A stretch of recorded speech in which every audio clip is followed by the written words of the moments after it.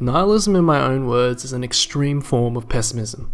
All sense of morality is forgotten, and any religious, social, and political beliefs are, alongside it, considered nothing as well. It's the ultimate form of negativity, since nihilists believe that life has no inherent meaning to it. There is no hope for the world as it is shrouded with empty beliefs, and if humanity continues to pursue these beliefs, it will lead to extinction. It's derived from the Latin root nihil, which literally means nothing. Nothing that which does not exist. It's pretty bleak. There are many schools of thoughts on the subject that all lead back to life's inherent lack of meaning and purpose. There is etymological nihilism that claims that true knowledge and truth is not possible and only promotes extreme skepticism. Political nihilism, similar to anarchy, believes all religious and social and political structures are meaningless and need to be torn down for any improvement to occur. Ethical nihilism, which denies existence of true absolute values and moral. Also known as moral nihilism, it states these concepts just stem from social psychological pressures. In short, meaninglessness from societal pressure. Metaphysical and cosmic nihilism suggests that all concrete objects, physical constructs, may not exist at all. Kinda like the whole Elon Musk school of thought that we could all be in a simulation, so what does it all matter anyway? Existential nihilism that propagates the view that life itself has no intrinsic meaning or value, and it's up to ourselves to derive our own meaning from it. This one's my favorite. It's the one I'm most read up on, and it hits very close to home. With that said, if this topic piques your interest, there are many people who have covered this topic with a more nuanced and better understanding than I could ever convey. The two most famous that I'm aware of, which has shaped my own personal view on the topic, is the German philosopher Friedrich Nietzsche and current political activist Jordan Peterson. Divisive as they are, and I may not agree with them 100% of the time, it's undeniable they have a very strong association with the topic. So check them out if you feel like it. Links below. So you're probably wondering, how does this lead back to art, media, entertainment, and pop culture? Well, that's what I'm here to talk about today. How the possible pains of existential nihilism and other forms of such nihilism can be filtered through art to create highly emotional experiences that can resonate deeply within people. Sometimes for good and sometimes for worse. Also, to possibly answer the question, do people who tend to consume media with this kind of heavy subject matter take these messages to heart, or just vicariously experience more pain to justify their own shitty behavior? With that said, time to delve into nihilism within my favorite pieces of art. Anyway, so where do we start? Probably going to go for the most well known out of the bunch, which is The Dark Knight, and by extension the character of the Joker. Directed by Christopher Nolan, The Dark Knight is by far the best on-screen interpretation of DC Comics superhero, the Batman. In terms of nihilism in entertainment, 2008 The Dark Knight is brilliant. In the film, Heath Ledger's Joker, a destructive nihilist who makes it his own mission to destroy Gotham and cause as much chaos as possible. He's a sociopathic mass murderer who believes in the futility of morality, or more eloquently as he puts it, I'm an agent of chaos. His origin story is what really pushes him towards the nihilistic worldview, due to the fact he doesn't really have one. It's kind of weird. Diving into the comic book mythos here, it's not definitive, but it's heavily implied he goes through some sort of psychological hardships. In the most well-known incarnation, what finally pushes him to the edge of insanity is an incident where he falls into a vat of chemicals that horrifically mutilates his appearance. Other interpretations of the Joker have him being an immortal force of chaos created at Gotham's inception, a common criminal turned tilted by Batman's action, and a reflection of Batman forced by a secret underground bat demon named Barbados, and a failed comedian turned insane crime lord. Also, there's a comic where Joker becomes God, kills all of China, and turns them into Chinese food. I know that was unrelated. I just wanted to share it because fucking comics, they're trash and I love them. Anyway, what all incarnations have in common is that he turns into a unique criminal mastermind, interested not in money or power, but proving to all humans, especially Batman, we can be dragged down to his level due to the fact that life is garbage and devoid of meaning. As the abyss stares back at you, all you can do is really laugh. It doesn't matter what interpretation of Joker you're looking at, he disavows all morals and works toward bringing the world crashing down around him by playing psychological games with his victims, all stemming from the malicious hatred of the meaningless and indifference that is Gotham City. Joker is wrong, of course, and is meant to be rooted against. His actions are cruel and devoid of meaning. Of course, we can empathize with a world so cruel which resulted in a person as vile as the Joker, but empathy does not equate being correct. I personally love the Joker. I think he's a fantastically well-crafted villain with a constantly evolving mythos. but I know he is fictional and should not be agreed with. We all have extending periods of sadness that eventually evolve into resentment in some form or another. The most famous case of which someone empathized too heavily with this worldview was the tragic Corraldo shooting. I don't really want to talk heavily about this vile piece of shit too much, but essentially what happened was on July 20th, 2012, a mass shooting occurred inside Century 16 Moody Theatre in Colorado. Dressed in tactical clothing, James Egan Holmes entered the cinema, declaring himself as the Joker, setting off tear gas and shooting into the audience with multiple firearms. I'm sorry that's grim to hear, but it's important to acknowledge the negative impact these sorts of nihilism can cause on the worst of days. It's great to like the Joker as a character and empathize with his actions, but please don't follow in his footsteps like people before. It's an extremely distorted worldview stemming from political nihilism. Okay, also while I'm here talking about the Joker, I might as well recommend going down to your local bookshop and picking up The Killing Joke, or just download it as a PDF off the internet for free, whatever is easier. On the other end of the spectrum is the more relatable and down-to-earth expression of the subject. This is going to be sad as well, but luckily it'll be 100% fictitious this time, without any real-world consequences.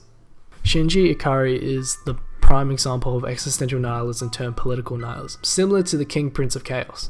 Shinji is psychologically and mentally unstable due to the death of his mother at the hands of prototype Ava 1. Shinji, due to his past, concludes that the world has no purpose due to the amount of death and abuse surrounding him. After being thrown right into the middle of a war between humanity and the extraterrestrial threats known as the Angels, he is forced to pilot the very same machine that killed his own mother. This kickstarts a downfall spiral into him questioning his own inner humanity. Despite being successful in destroying these angels, Shinji felt empty inside. His manner of speaking and functioning became more robotic since he was heavily numbed by the chaos around him.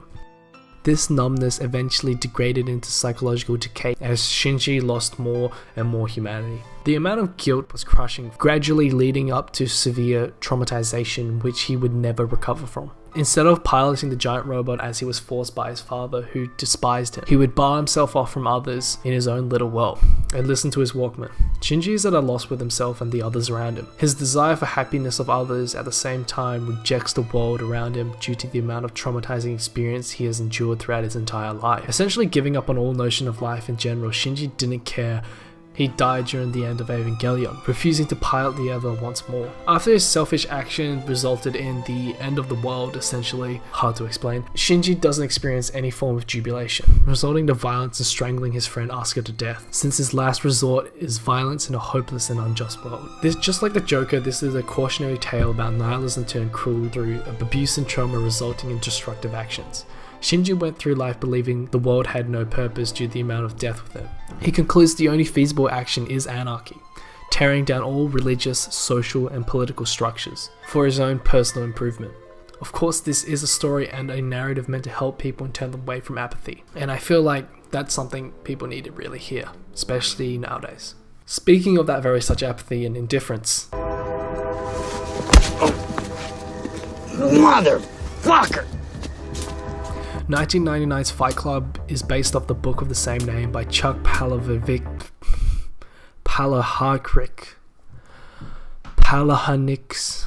1999's Fight Club is based on the book by the same name by Chuck. I don't know how to say his last name, but who cares? Fight Club explores the tight grip that capitalism has on our lives, and how rationalized efficiency leads to the dehumanization of people. The unnamed protagonist's dissatisfaction with his own life causes him to create a version of himself called Tyler Durden, who he interacts throughout the film. Tyler Durden is described as a Nietzschean Übermensch, a kind of goal for the protagonist. Tyler is a manifestation of all the protagonist is not, and what he wants to be. Tyler's good looking, Tyler's buff, Tyler's smart. Tyler represents a nihilist rejection of social institutions like capitalism and consumerism, as well as the nihilistic destruction of all value systems.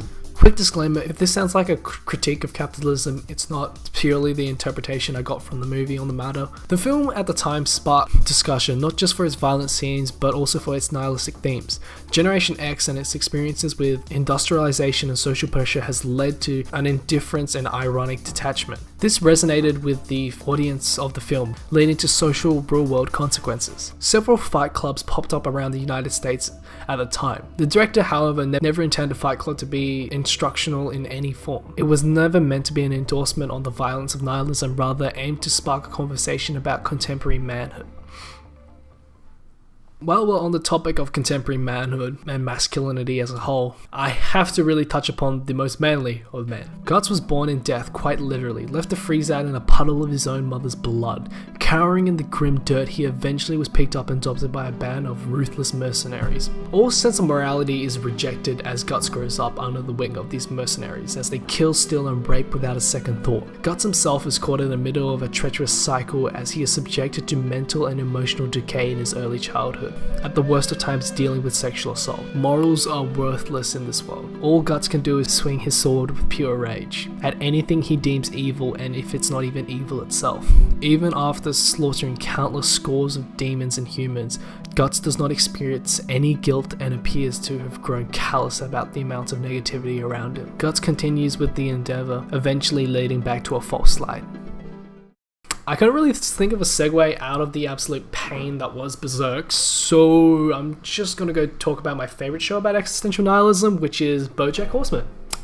Netflix's Bojack Horseman is an adult animated series set in an alternate universe where humans live alongside humanoid animals. Other than this one distinct feature, the world presented to us is exactly the same to our own. The plot loosely revolves around Bojack Horseman, Hollywood actor whose fame was in the pinnacle of the 1990s, where he starred in a hugely successful sitcom called Horsing Around. Since then, he has become a washed up alcoholic sex addict. Me and him are basically the same person. Within the narrative, it's commonly stated that Bojack, just like the rest of humanity, is condemned to be free. Throughout the course of the show, Bojack eventually finds out that whatever he does doesn't matter. As he can do anything, his purpose is absurd. This introduces the concept of existential nihilism, as he asks the question, what is his purpose so he can be happy? Up until this point, I've only really been discussing nihilism with a negative connotation. Yes, the world sucks, nothing matters, we're all going to die. But that's not to say nihilism can't be optimistic or positive. There's such thing as optimistic nihilism, but it depends on your own definition. There's a big difference between nothing matters, life is meaningless, therefore, and nothing matters, life is meaningless, so what? Just like many philosophers believe, the label of nihilism carries different meaning within different people. So you're probably wondering what kind of art could invoke such a thing, and really hammer home the point of optimistic nihilism. And for me, the answer lies in the medium of video games, specifically speaking of the Japanese video game Nier Automata. Automata? Here is the truncated version of the story, set in a proxy world between machines created by our otherworldly invader and the remnant of humanity. The story follows the battles of two combat androids, 2B and a companion 9S. Also, there's a fugitive android prototype out. It all has in common, it's constantly revolving around the theme of futility, with this recurring motif of the circle of life and death. I don't want to spoil too much, but a lot of bad things go down, with the game repeating multiple times to really hammer home the point of futility and the cycle of life and death. The credit rolls and you begin again. At the very end of the game, you yourself, the player, has to make a selfless action, not the character, committing a selfless action in order to break this cycle. Coming to terms with the fact that life has no inherent meaning, but it's up to ourselves to derive meaning from it. Because a future is not given to you, it is something taken for yourself. So this brings us back to the start of the video, where I asked, can nihilism be good? In short, yes, it exists and it's great. It depends on your own interpretation of the subject and what you gain from the piece of art with your own actions. In the start of the video, I said I want to talk about how this relates back to me, and so that's what I'm going to do now. So let me get real serious and real sad with you for a second. I'm going to talk about something really personal. When I was in high school, I did a stupid thing that got me suspended. I was forced to take 4 days off school, and I felt like shit. All I could really do was fester in my own self-pity and self-loathing. Just laying there. I fell in the painful trap of indifference against the world. The typical teenager feeling of, why even bother if none of this matters? This led me to be quite a different person, feeling alienated and ostracized. This one action really changed me from there on out. I'm quite a different person from when I was back then. For better or worse, it's not really for me to say. If I could go back, I would change a lot of things, but as dumb as it sounds, I wouldn't go back and change the time I first played Nier Automata. Nier and all the entertainment previously really helped me cope in that time of constant daily pessimism. So that's why I have such a big appreciation for art and entertainment that covers the nuanced topic that is nihilism. I find it beautiful that someone somewhere out there can create art from the same feelings that I constantly feel trapped in, to help others overcome the vapid meaningless of existence that plagues so many people around the world. Art that can laugh at it, cry about it, make compelling stories about it, and sometimes, very rarely, to move on from it. Hey everyone, welcome to the end of the video. Congrats if you made it this far. Man, this has been a killer to make, and I had a lot of fun writing this. I went back and revisited all my favorite pieces of art. Going back and playing Nier again, that was pretty surreal. I was like, holy shit, this is amazing. I hadn't seen Fight Club since I was like very little, so seeing that again was like, wow. I feel like it had more of an impact on me as well this time, because I couldn't really comprehend all the things I knew back then. I just knew how just dour it was when I first watched it when I was like 5, but now I'm watching it now a little bit older. I'm like, whoa, this has a lot to say. I want to join a Fight Club. So yeah, that's me. So I hope you guys, if you made it here, enjoyed the video. Yeah, I'm probably gonna make more stuff from now on, but hopefully not as long, because this took forever to make. Alright, see you guys.